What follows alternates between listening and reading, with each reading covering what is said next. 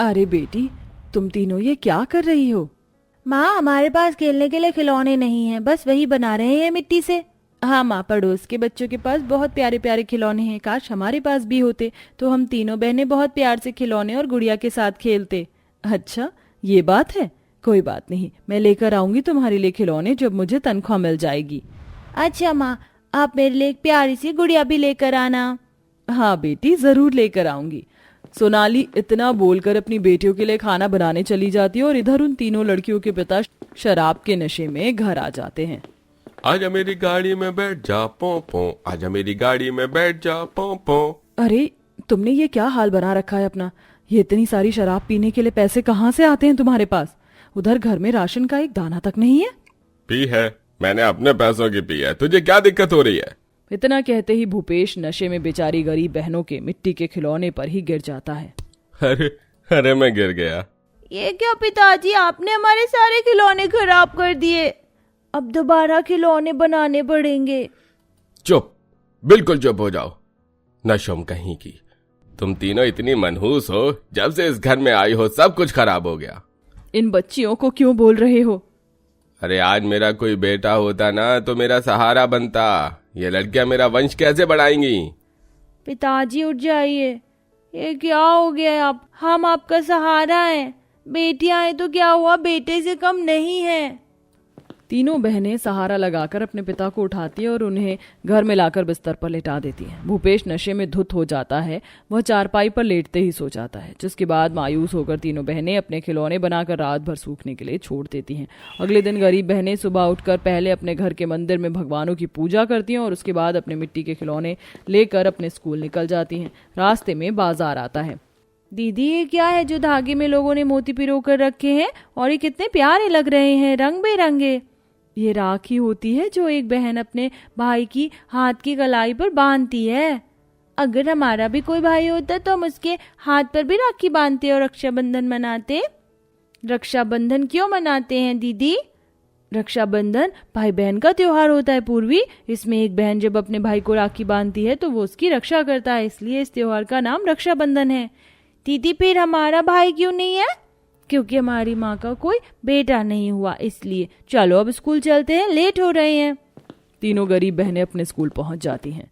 दीदी, ये खिलौने क्या मैं अपने साथ अपनी क्लास में ले जाऊं? अपने दोस्तों को दिखाऊंगी। ठीक है, ले जाओ। पूर्वी अपनी क्लास में खिलौने ले जाती है, जहाँ क्लास की एक अमीर लड़की उसके खिलौने देखकर उसका मजाक उड़ाते हुए उसके पास आ जाती है। अरे देखो, हमारी क्लास में गरीब लड़की मिट्टी के खिलौने लेकर आई है, जरा मुझे भी तो दिखाओ। रूबी खिलौने छीन लेती है। अरे ये तो बड़े प्यारे हैं, देखते हैं कि ये मजबूत है या नहीं। इतना कहकर रूबी खिलौने गिरा देती है और मिट्टी के खिलौने टूट जाते हैं, जिसके चलते पूर्वी गुस्से में रूबी को धक्का देती है। तभी उसका भाई विनय आकर पूर्वी को जोर से धक्का देता है और बेचारी पूर्वी नीचे गिर जाती है। अरे, मेरी बहन को दोबारा कभी धक्का दिया तो मैं तुझे बहुत मारूंगा। इतना कहकर विनय और रूबी दोनों क्लास में बैठ जाते हैं। इधर बेचारी पूर्वी रोती रह जाती है। छुट्टी के बाद आरती और पूजा स्कूल के गेट पर उसका इंतजार कर रहे होते हैं। क्या हुआ, अभी तक पूर्वी आई क्यों नहीं? तभी पूर्वी टूटे हुए खिलौने लेकर रोते हुए आ रही होती है। देखो ना दीदी, आज रूबी और उसके भाई ने मिलकर मेरे खिलौने तोड़ दिए और उसके भाई ने मुझे धक्का देकर गिरा भी दिया। अच्छा, ये तो बहुत गलत किया उन्होंने, लेकिन कोई बात नहीं, हम तुम्हारे लिए और खिलौने बना देंगे। चलो अब घर चलते हैं।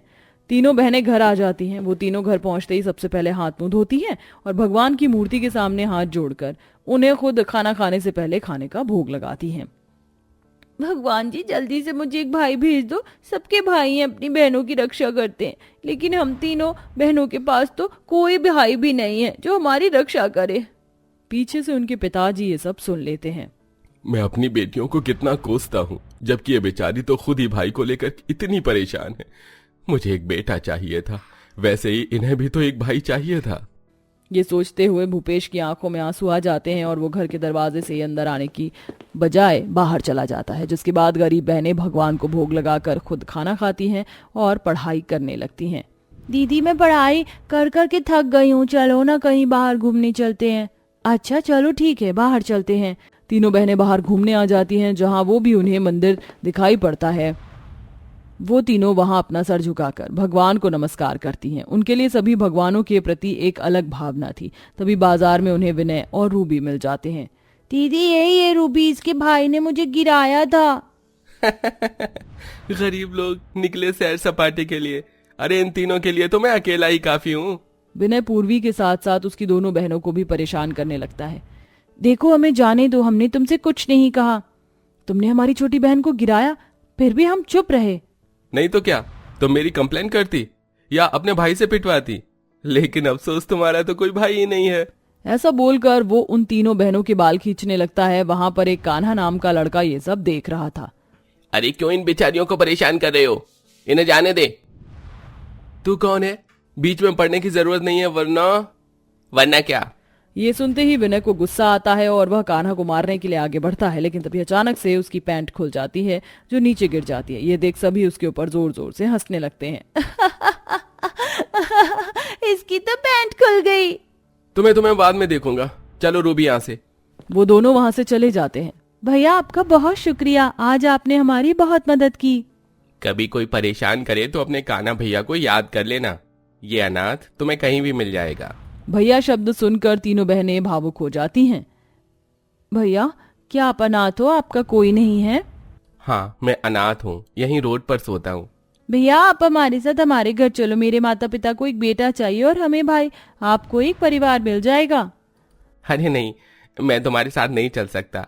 इस राह चलते इंसान का कोई अपना परिवार नहीं बनाता। कान्हा ऐसा बोलकर वहां से चला जाता है, लेकिन जब भी कभी तीनों गरीब बहनों को एक भाई की जरूरत पड़ती तो कान्हा पता नहीं कहां से अचानक उनके पास आ जाता और उनकी मदद करता, जिससे तीनों गरीब बहनें खुश हो जाती हैं। ऐसे ही रक्षाबंधन आ जाता है और उनके पिता की बहुत तबीयत खराब हो जाती है।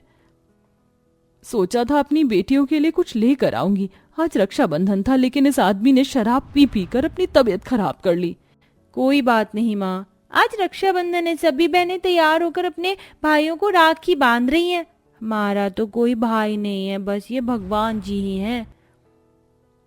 कान्हा भैया भी कहीं नजर नहीं आ रहे, काश वही आ जाते। कान्हा की राह देख देख कर तीनों बहनें मायूस हो जाती हैं। उनकी ये मायूसी देख सोनाली कहती है, सुनो बेटियों, तुम भगवान की भक्त हो, तुम उनको ही राखी बांधकर अपना रक्षाबंधन मना लो। भगवान भी तो भाई की तरह तुम्हारी रक्षा करते हैं। सोनाली के कहने पर तीनों गरीब बहनें अपने भगवान को राखी बांध देती हैं। तभी वहां पर कान्हा आ जाता है। बहन, आज मेरी कलाई सोनी है, आज रक्षाबंधन भी है, क्या तुम मेरी कलाई पर राखी बांध दोगी? हाँ जरूर, क्यों नहीं भैया। तीनों गरीब बहनें मासूमियत के साथ कान्हा को राखी बांधती हैं। उनकी राखी बांधते ही कान्हा कृष्ण भगवान में बदल जाते हैं। स्वयं अपने सामने श्री कृष्ण को देखकर तीनों बहनें हैरान हो जाती हैं। आज से मैं तुम्हारा भाई और तुम मेरी बहना। जो एक भाई का फर्ज होता है मैं वो अदा करूंगा।